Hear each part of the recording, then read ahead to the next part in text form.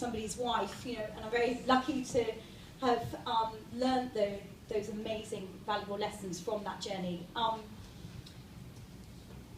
But then so after coming back to England, I built my design and consultancy business, which was great. And eventually I launched my own label 10 years ago called Forever Young. And that was really my dream, to have this vintage inspired label, all these beautiful clothes that I've been sort of collecting and extracting ideas from, I've finally put together into a collection and launched. And then I found out I was pregnant. So all great things all come together, don't they? I had sort of 3 wonderful things happen to me at the same time. And so then a year later, I had another child 2 years later, and it was very clear that something was going to have to give. So the brand and the label had to pause at that time.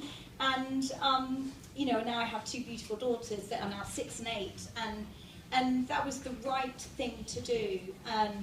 But I've always been trying to bring the label back and think about ways I can reignite some of the successes I had with it. And so this is also tonight part of my sort of celebrating of coming out again after 10 years in the closet. You know, and it was February this week, 10 years ago, that I launched my original collection. It's just bizarre timing how things suddenly, you know, come back together. And so this, I'm wearing tonight my new red version of the old dress.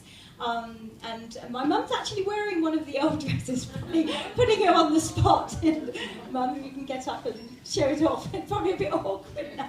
But Heather was also wearing a green one. But this was one of my best-selling dress from 10 years ago, and it was.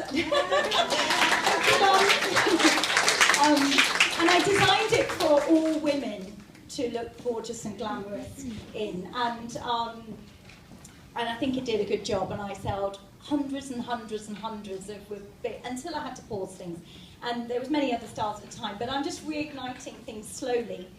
I'll tell you a bit more about that in a moment. But and then, you know, it got to a point where I'd maxed out my design and consultancy. I had no more time. The children were growing up and taking up my time as well, and so my husband was basically, after renovating the house, said, let's go on a holiday to Palm Springs for a month.